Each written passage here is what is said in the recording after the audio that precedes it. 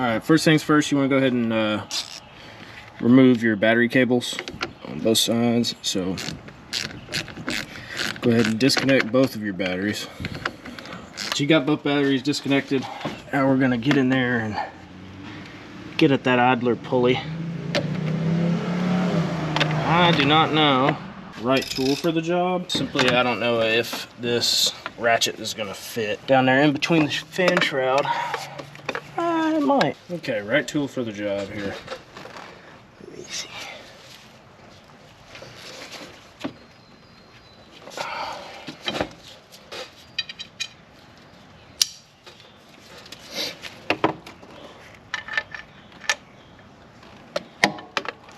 Way too big.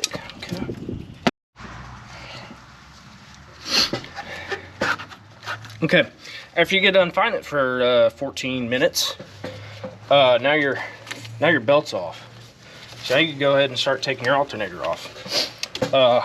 10 millimeter bolt up on top right here. This little stud, nice and gentle like. Don't want to break that plastic. Set that to the side. Pull that guy off. Okay.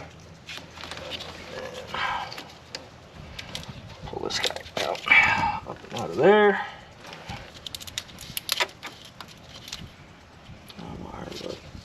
Wire looks okay. It's probably seen better days, but looks good enough. All right, 13 millimeter socket. Get these bolts out here.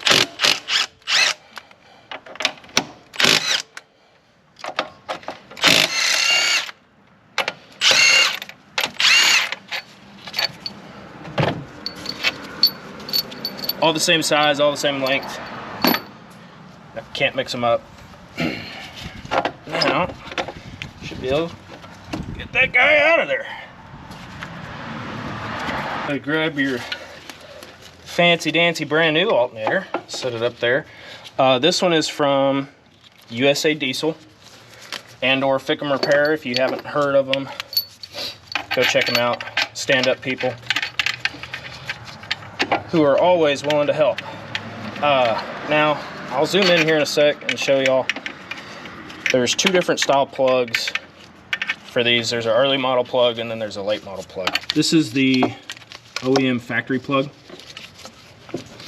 It is a three terminal plug, right? As you can see, only has 2 wires in it. All right, that third terminal is blank. There's nothing. There's no pin in there.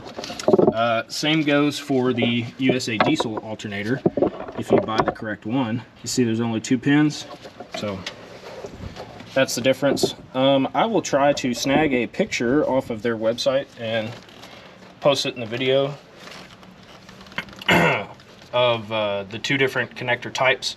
There's this style and then there's an older style. You want to definitely make sure that you get the right one. Get a nice little adapter to go with everything. Get our charge wire. Oh, that's right. You do gotta drill this terminal out. But if it hasn't been done already before, there's plenty of meat on this eyelet to pop it out to the next size up. So let me go grab a drill bit. We'll do that real quick. Okay, I've got a step bit. You don't have to use a step bit. That's just what I had laying around. Easy enough to use. Looks like we'll have to go about halfway down or so.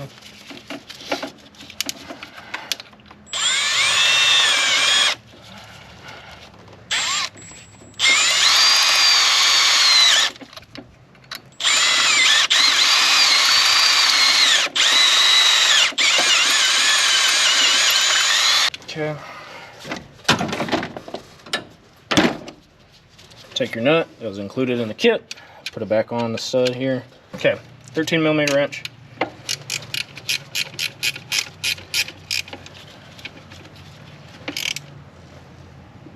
Okay.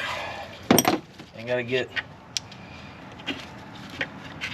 gotta get too crazy with it. Got it covered up. Should have started those already. Impact. Over here.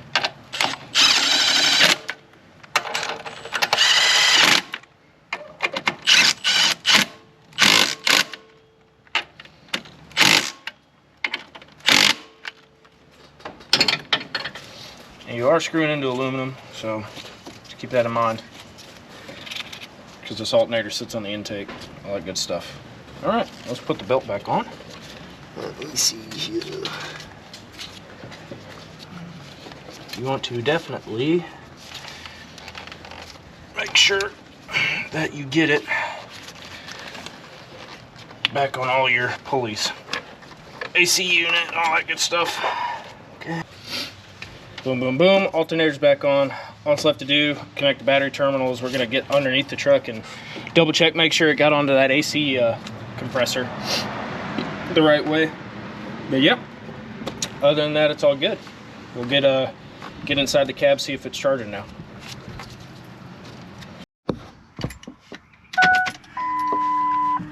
All right, we got power hooked back up.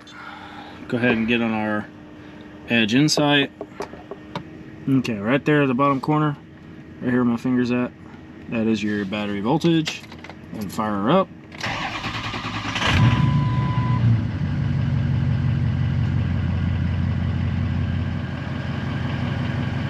Shows charging. As most of y'all know, right, the 6-liter Powerstrokes, the glow plugs stay on for a pretty good while, so there's a 130 amp draw all the way up till about 3-4 minutes of runtime. So we'll just let it hang out and sit for a second and see what the battery voltage goes up to, which it's already tapping 14, so I'd assume that we're good.